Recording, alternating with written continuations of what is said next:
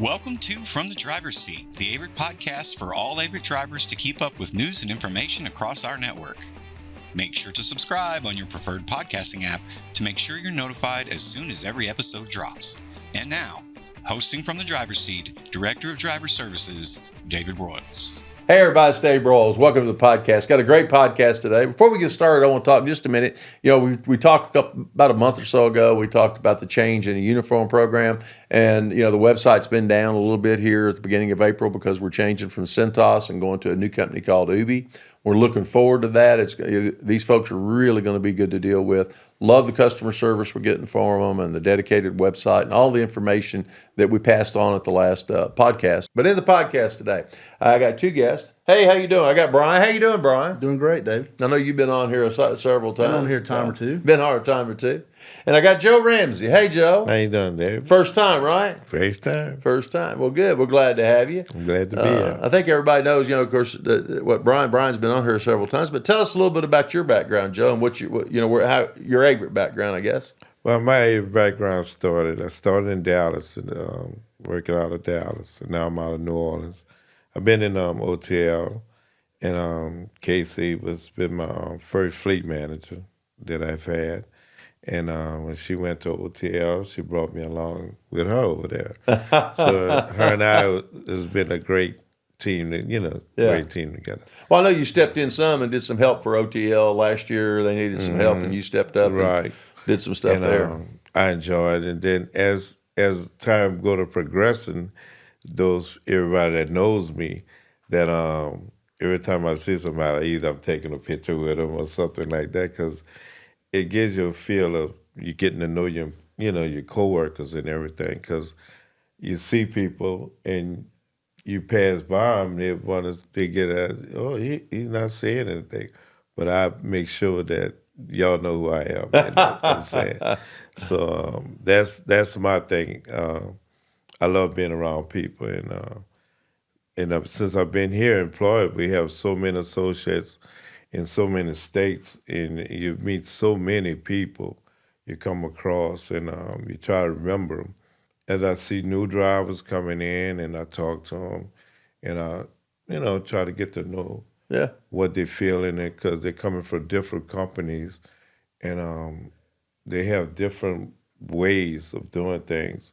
And like most drivers, some new drivers, they're coming with not being in uniform, and I express to them the importance of a uniform. I tell them, look around.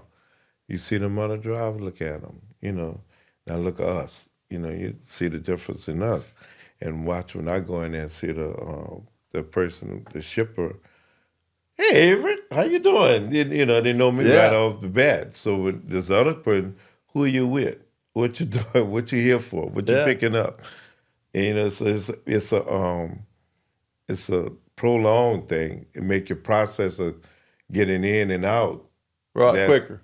Right, because the customer know who you are, why you're there, and what door you may need to get put in. But all that's important. It really is. That's what we're going to talk about today. We're going to talk about a little bit how the company culture affects us and how it affects customers and why it's important to us, I guess. And Brian, you know as well as I do, you've been around, how many years you been with Averitt now?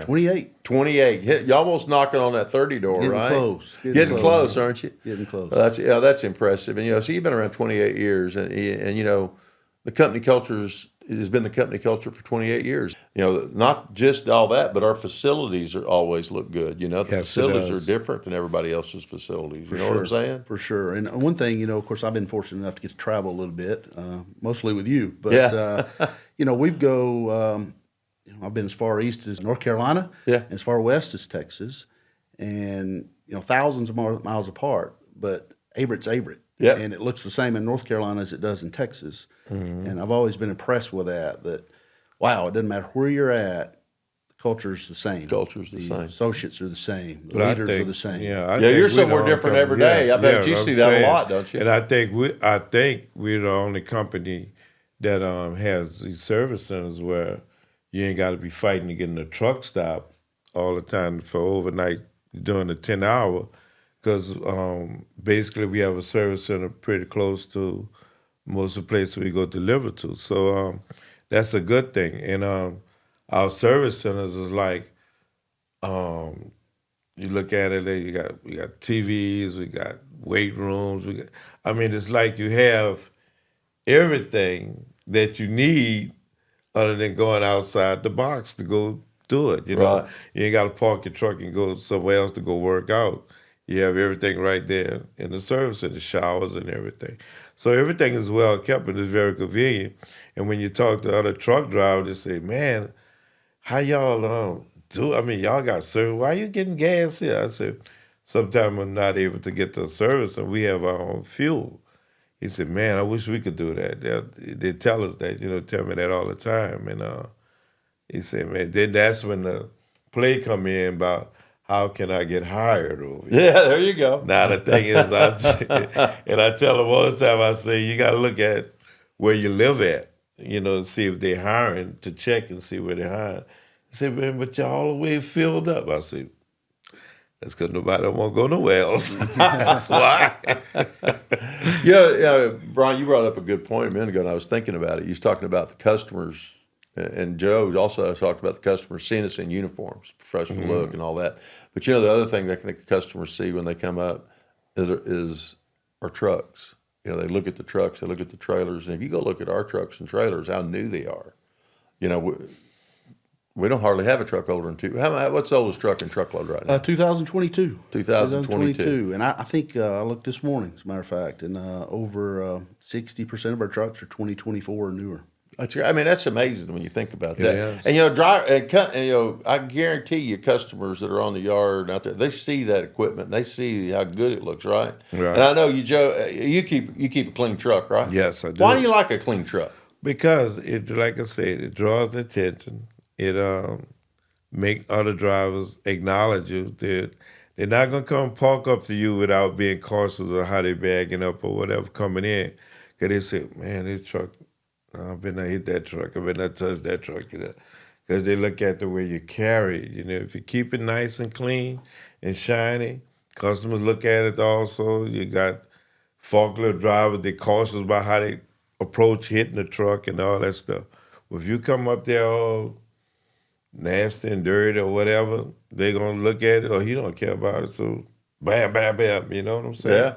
So it's a way you conduct things, and it's sales business, because like I said, when you're driving down the road, they're looking at you just like you looking at them. When they passing you, they're looking in the mirror looking at you, I always thought Joe Seacrest always kept the cleanest truck, and Joe's up in Cincinnati now, but he does cleaner trucks for us. But he was and I think he's a lot like you. Yeah. He's always cleaning his truck. When he stopped somewhere, he was cleaning on his truck. I think that's what you do a lot. Yeah, right? When I met Joe Seacrest, I came, like I said, when I first took a load to Cincinnati, and I met Joe Seacrest. Man, me and him had to trade information about how to clean a truck. Joe pulled one out on me. Joe pulled a toothbrush out on me. I said, whoa, Joe, wait a minute. Joe gets all between but it's good, and it keeps bugs and stuff out. You know what I'm saying? Keep all that out. And he shows me all the little tricks and trades, all these things. And so I took that and I gathered that that's like you being trained for that. You know what I'm saying?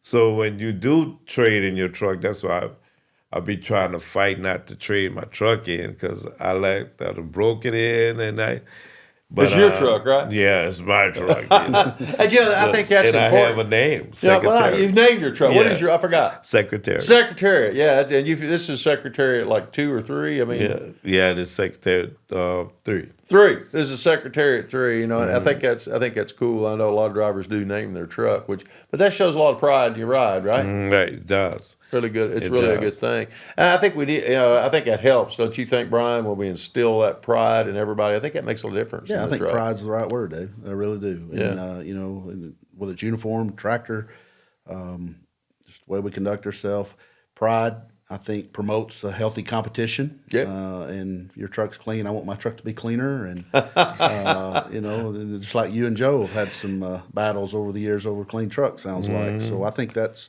works in anything we do, and promotes competition. And healthy competition helps everybody. Yeah, and the clean trucks, like you said a minute ago, the trade-in, that makes a difference too. If somebody keeps their truck clean until we get ready to trade it in, we're gonna get more value out of that truck. If we go through the weight scales, most of them just let us go through it and say, "Oh, that's Averitt." Then some of them go like, "Well, let me get my quick day over with because I know it's gonna pass the inspection." So you get your little RS sticker, and that creates more red thinking points for you also when you go through an inspection and you pass it clear. But it's just great how they proceed to see us and to make our job easier, because we don't have to scramble for this, look for that, and all that kind of stuff. And we be well more organized. So that plays a big difference also out there, too, when you go to the weigh station. I think that's just the culture of sales, and then the friendships that we develop inside Averitt. I think that's important. That's part of the culture. I think I'm out traveling a lot and meeting folks and shaking hands and talking to everybody, but overall, I think everybody at Averitt is really great people. We have positive energy, and stuff. So, isn't that part of it? What you think? I mean, yes, I know you're always out taking selfies with folks and shaking their hand and everything. Like but I mean, it is running for something. Yeah, but I mean, it is. But but that is part of the culture. That's part of our culture. Right. It really is. Everybody's friendly, right? That's right. And you meet every walk of life over here, and I always make it my business to reach out and touch. Some drivers might want to ask you a question, but they just don't know how to approach you. So you more or less try to approach them, especially our new drivers when we come in. They want to ask a question, but they kind of nervous about coming up to ask a person a question. So you just got to make them feel welcome. We're glad to have you. And if you notice when we do talk, we say family. We say family over here. That's right. And that's the atmosphere we promote over here, to be family. So we all drivers, most all our drivers, family. That's all we talk about. It really family. is. I mean, Brian, you and I have worked together for 25 years, I guess, almost 26 now since I've been here. And it's the same way, not just the drivers, but also the people that we work with, like in the Truckload for years and years when I was in Truckload.